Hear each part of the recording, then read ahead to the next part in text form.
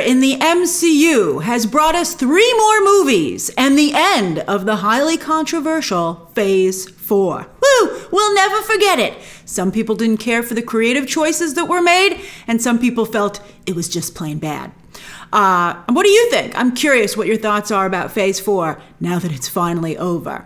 I think at the end of the day, it was too divisive, so I'm hoping to move forward with a once more united MCU fandom. We're getting a little bit too Star Wars and DC in here, man. We can't have that happen to all franchises. And then we're getting ready, of course, to kick off Phase 5 with Ant-Man and the Wasp: Quantumania. What a movie to kick off Phase 5 with. Kang, save us! Which is opening this February. So before that, this is my annual updated ranking of all now 30 MCU movies. And I look forward to hearing your own rankings, or at least your top 10s down below. It's a lot of movies. Now, I'm not just adding the latest 3 films, but as time passes, personal opinions change, and we can better see the lasting effect of these films on the franchise from a business perspective.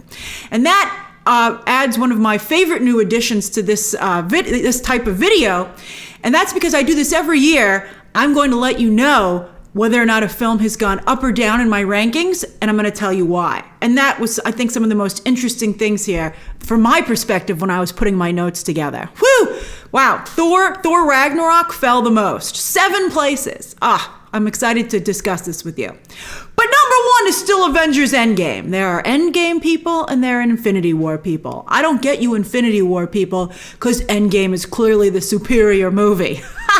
Begin the comments down below. It's 3 hours of epicness. Not only great action sequences, but dramatic sequences as well. Gasps when the movie started and we found out that 5 years had passed. Tons of stuff at stake. Finally, the MCU had real stakes. We lost 3 OG Avengers. That was incredible. And of course, that iconic moment when Cap said Avengers Assemble. And they did. Wow. Also, when he picked up Mjolnir, this and Infinity War was kind of like the end of surprises in comic book movies as well. So from a business perspective, it's a watershed moment too. It was the end of the age of innocence in comic book movies and fan movies, which is quite interesting. Also, we've never had a moment since where it was so hard to get a movie ticket opening weekend. You could not see Avengers Endgame if you didn't buy your ticket weeks in advance, and that was super cool. Now, for similar reasons, Spider-Man No Way Home, even though I think it's only a moderate movie, has moved up 2 positions to second place, in my opinion. And that's because it's a game changer regarding spectacle. Now, nostalgia and fan service have taken over Hollywood for a while now, much to some people's annoyance. But this was nostalgia and fan service on steroids. Wow! Also, 1 year later, it is harder to replicate this than one expected. We thought Multiverse of Madness would be Marvel's version of No Way Home. They sold it as such, but it was not. So even though it seemed to me a little bit like a Saturday Night Live sketch, you got to respect that no one so far has been able to duplicate it. We'll see if Secret Wars can. Also, it did have amazing sequences. The apartment building fight was very cool, and I appreciated that Tom Holland's Peter Parker finally grew up at the end of the movie. We're tired of teenage. I mean, he's still technically going to be in college, but I mean, finally, the movie version of Peter Parker became closer to the comics. Down on his luck. Nobody knows who Peter Parker is. He's in his crappy New York apartment, which is actually quite big and nice. And then the moment when he swung through Rockefeller Center, it really seemed so comics accurate. So I'm very excited about this next trilogy for Tom Holland and Sony, with Kevin Feige helping out significantly. He must, because the other movies are not good. All right, so anyway, number 3, new entry, Black Panther: Wakanda Forever. What? That's right. I put it over the original Black Panther film because I think it's great. I think it's very sophisticated. I think that this is Wakanda's Winter Soldier. And on that note, Namor really does kind of fill the spot of Bucky a little bit. And they were able to redeem Bucky, and he killed Tony's parents. So Namor, obviously spoilers in this video. So Namor killed Queen Ramonda. And so if Bucky could be redeemed, I think Namor can hopefully as well. But so I like that parallel, actually, of Wakanda Forever and Winter Soldier. It's a really sophisticated movie about grief. I thought it handled that very well. And, it did have things at stake in addition to Endgame. I really like it when the MCU has high stakes, and this movie certainly did as well. And for all the criticisms of the MCU only being able to do light and fun, they did right by Chadwick Boseman and this storyline. I think it was very impressive. So that means number 4 is the original Black Panther, down 2 places just because I put these other 2 movies ahead of it. Still iconic, changed characters of color in blockbusters forever, created Wakanda, and of course, it's the first Marvel movie to get a Best Picture nomination and to win several Oscars. So very impressive stuff. And then right after that is Shang-Chi, which also is just down 2 places because of those other 2 movies being put in. It's hard for a single movie to compete with these big team movies. I mean, I guess Wakanda, because, the earlier movies just don't have as many characters in them as the later films. Like Wakanda Forever, it's almost like Wakanda Forever is like Winter Soldier or even Civil War, where they're still like in the lane for a single character, but they bring in so many other characters that they feel still like team movies. Shang-Chi was still very, precision, into the world of Shang-Chi. So I think it's harder to compete with these other movies, even though I think it's quite good.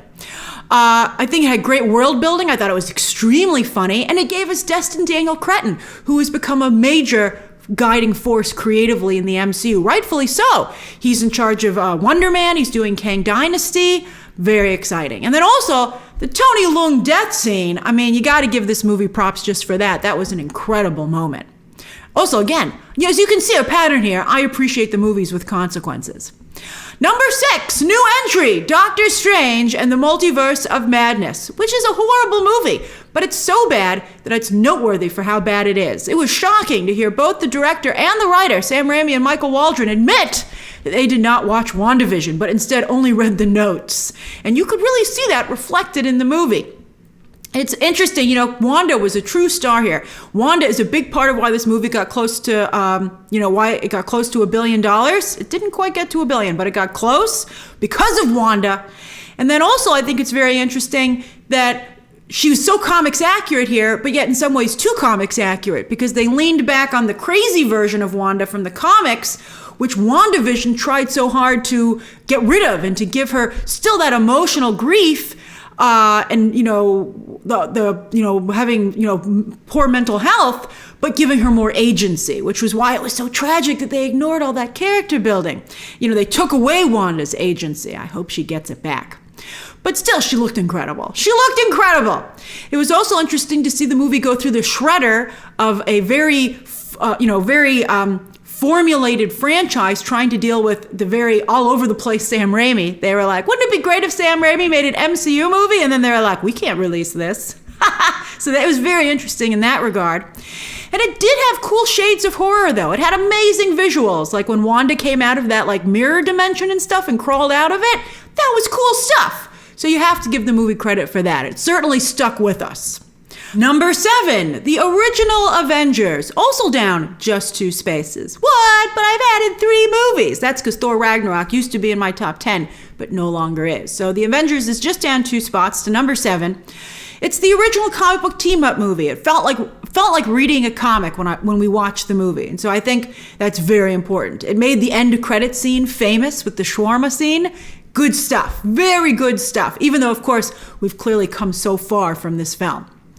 Then number 8, also down just 2 places, Captain America, the Winter Soldier. Changed the game as well by splicing in different genres with the comic book movie. In this case, political thriller.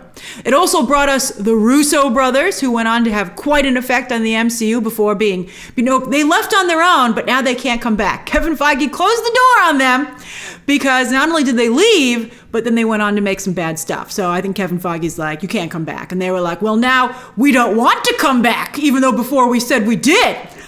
Very funny. But this was also an amazing expansion of the Captain America corner of the MCU. Great stuff here. And it's so well established that Cap was able to retire and have his happy ending, and Sam Wilson seamlessly take over with Captain America New World Order shaping up to look very, very good. So all that was thanks to the groundwork laid in this movie. And then number 9, no change for Captain America: Civil War. I really wanted to keep this in the top 10 because I think it's an amazing movie and that it made everybody so upset. It divided the fans as much as the characters in the film itself. Some of us will never get over it or ever truly forgive the other side. I was on Tony's side. I thought the Cap and Bucky tag teaming him was brutal and totally unnecessary and inappropriate. I'll never get over it. But the fact that it got us all that emotional, I think, is very commendable. And then it had the incredible airport battle. That was such a great battle. That was an incredible fight. We have yet to have a fight that good in the MCU to this day. And then number 10, up one position, Avengers: Infinity War. I don't like this movie, but I think it's still iconic. I really actually didn't care for most of the movie at all, but it's solely in the top 10 for the end with the snap. And also the line, "You should have gone for the head." I mean, that stuff has just become hugely ingrained in the MCU fandom, rightfully so. But then the snap and the audience gasping when you see who got snapped and who didn't. I mean, speaking of Black Panther, to see T'Challa get snapped right after his movie made $1 billion and to be like, wow, they made that choice before the movie did so well. I mean, it was really interesting stuff. And again, it was the end of the age of innocence in comic book blockbusters because nobody knew who was going to get snapped in advance for the most part. And that was really cool. That was an amazing experience. So that's why it's my number 10. All right, so that's the top 10. Now we're going to do the remaining 20. Number 11, Spider-Man: Far From Home, which is down 2 places and unfortunately now out of my top 10, which makes me sad. But I put 2 new movies in the top 10, Black Panther: Wakanda Forever and Multiverse of Madness. And then also, as I told you, I wanted Infinity War to be in the top 10, so that meant Far From Home had to be taken out. But I love this movie. That's why it's right up there. Number 11, Mysterio. Not only comics accurate with that amazing illusion sequence, but modernized fantastically with drones and holograms. I mean, this was just fantastic stuff in my opinion. They made Mysterio cool. And Jake Gyllenhaal was a big part of that as well. So good. He can't be dead. He can't be dead. Number 12, the original Doctor Strange, down 2 places as well. Now, this is actually better than the second Doctor Strange movie, yet it's not in the top 10. Why? Because it's just not as epic. It's a smaller film. I think it's too small for the top 10, although they did do a great job with the trippiness. And you have to wonder, considering how good a job Scott Derrickson did with The Black Phone, which was his revenge movie after getting, leaving Marvel over creative differences, you have to wonder how, I think he would have done better by Wanda, to be honest with you. You have to wonder what Multiverse of Madness would have been like if they'd kept Scott Derrickson. I think that's one case where maybe they should have kept him, kept the talent they separated from. All right, number 13, Iron Man 2, down just 1 place. I don't care. I love this movie. I know a lot of you hate it. I love it. And I think if you don't like it, you don't like Tony, because this is pure Tony. I love this movie. I love drawing a parallel between Howard Stark and Walt Disney with the World's Fair, the Stark Expo standing in for the World's Fair, which was such an iconic part of the development of the Disney empire. I mean, it was just fantastic. Sam Rockwell is Justin Hammer with the tanner on his hands.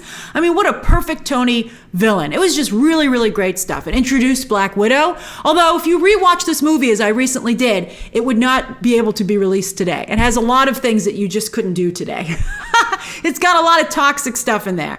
But it's, I think it's very much a product of its time, but to some degree so is Tony Stark. I don't think you could have Tony be the same way anymore either.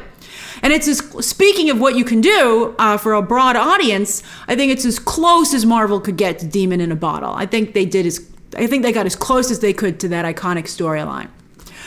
This ain't DC. All right, number 14, Thor Ragnarok. 14 is still a pretty good spot, but it's down 7 places. And it's the biggest drop in my reorganization here.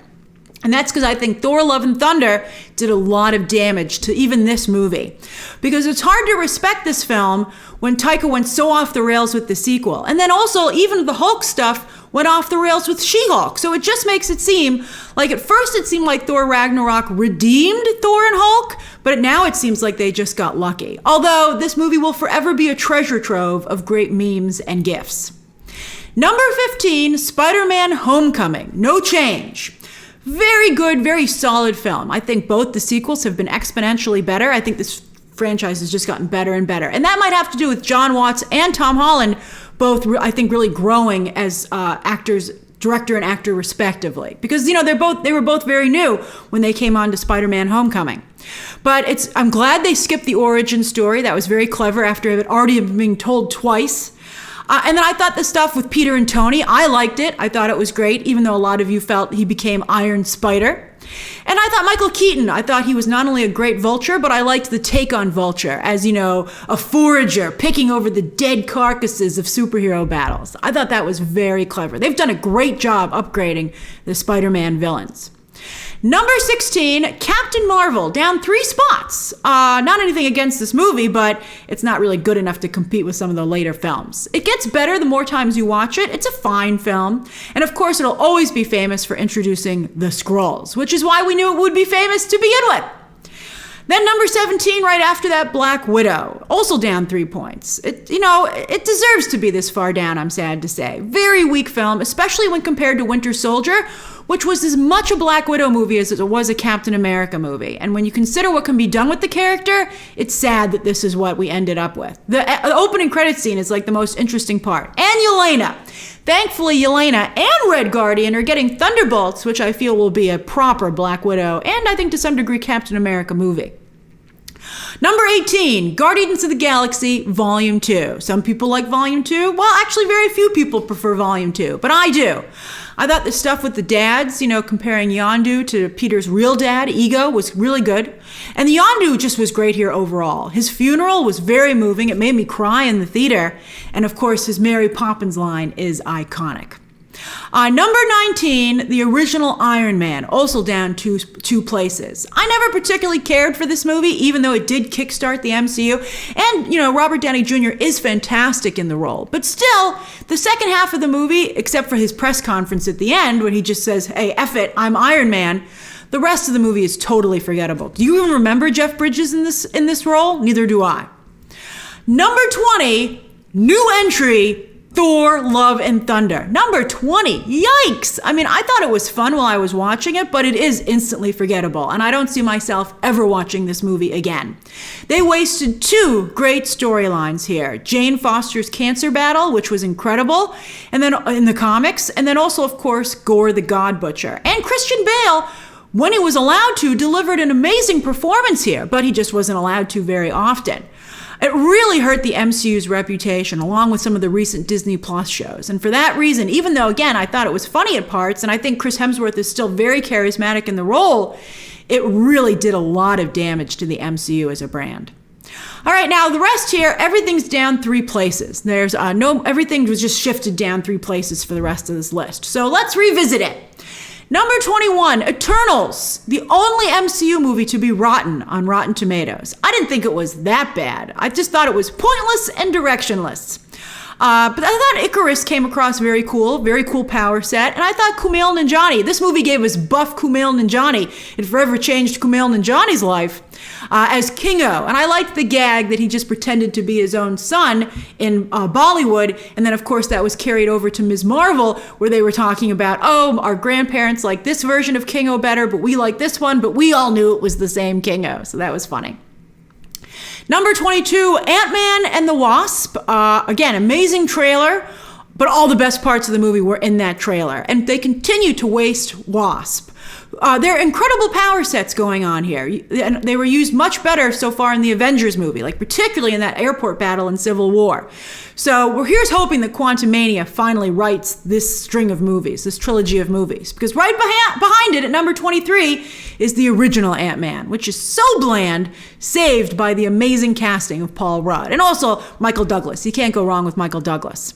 You have to wonder what would have happened if Edgar Wright had not also left for creative differences. Although considering how Sam Raimi and Taika Waititi have not worked out, maybe it was for the best. Although I think they went too far in the other direction, from too spicy to too bland. Sorry, Peyton Reed. Prove me wrong with Quantumania. All right, number 24, Avengers Age of Ultron. So bad, Joss Whedon got fired and then made things even worse by going over and destroying Justice League. But this was also the beginning of the end for Joss Whedon, where people started to see some of his toxic behavior finally show up in his work, and that of course led to it being revealed in his real life. Ultron was a cool villain, there are no strings on me, but then he kind of disappeared because apparently James Spader didn't want to come back. But Ross Marquand, coming around playing all the characters that have been abandoned by the name talent that originated them, he's doing an okay job. And I thought Ultron was very well used in What If. But anyway, also Age of Ultron will always be iconic for giving us Vision and Wanda. Number 25, Guardians of the Galaxy, the original film. As many of you know, I do not care for this movie. I thought its treatment of female characters was absolutely horrible, right from the very beginning of the film. And it's just too silly for me with the dance battle. I mean, this was the MCU being too silly for me before it became too silly for everyone with Thor, Love and Thunder. Then number 26, the first Thor. Medieval Thor just didn't really work out. Space Thor seems to be the way to go, although that's not working out now either. But I think, speaking of people being new, Chris Hemsworth, I think, was very new here and still finding his footing, not only as Thor, but just as an actor in general. Natalie Portman, though, she was a very experienced actress at this point, but really phoned it in. And we all thought Thor, Love and Thunder would redeem her, but it did not. She's still not dead though, so we'll see. Maybe. I mean, I don't know. How many times are we going to try this? Then number 27 is Captain America, the First Avenger, which I know some of you adore, but I don't like it. It's montage the movie, in my opinion. Most of that movie is a montage. I just don't think it worked at all. I did give us Haley Atwell's Peggy Carter, who of course became a fan favorite and was one of the first MCU characters to get her very own TV show. She and Coulson, they peaked too soon. But at least Haley Atwell's Peggy Carter has gotten a reprieve thanks to What If. Although when she moved over to live action in Multiverse of Madness, it was seriously lacking. We'll see if she can try yet again. And it was a starting point for a lot of great stuff. As I said, I think the Captain America corner of the MCU has evolved into something quite special, but not the first round. Then number 28, Iron Man 3. Talk about another strong creative who just doesn't fit with the Marvel formula, and that's Mr. Shane Black, who is very 90s. He helped define the 90s in Hollywood, but he's never left it, unfortunately, down to making Iron Man 3 a Christmas movie that came out during the summer. So 90s. Really bad stuff. And the clever switch of the Mandarin, thank goodness they were able to fix that so effectively with Shang-Chi. And they actually turned it into a positive with Trevor Slattery, who was going to go on and be in the Wonder Man show, which of course is going to be all about Hollywood. They have some funny jokes to make about the MCU if they want to laugh at themselves, as you can see from this list. All right, number 29, The Incredible Hulk. Edward Norton is a great Bruce Banner. I think in many ways better than Mark Ruffalo. But he did not get along with Kevin Feige. He really didn't get along with Kevin Feige. And basically there were a lot of script disagreements. Edward Norton was a bit also too much of a creative, and he argued himself out of the MCU, which he must still be kicking himself about to this day. Because he's, as I said, I think he was a better Bruce Banner. But the rest of the movie also was not quite good. Oh, to see the other actors come back and not him, oh, that hurts. All right, and then number 30, the worst MCU movie is still, in my opinion, Thor: The Dark World. As I've told you many times, I talked a number of my friends into going with me to see that movie, and I had to apologize to them when the lights turned on. I was like, I'm so sorry I made you sit through that film. That was an awful, awful movie. All right, it's still the one to beat in terms of bad MCU movies. I guess Thor: Love and Thunder can be like, hey man, I wasn't that bad. All right, so that's my updated 2022 ranking of all now 30 MCU movies. Bring on Phase 5, which will add another 3 movies to the list in 2023. Share your thoughts and own rankings down below. Subscribe today. And of course, as always, you can check out some more videos right now.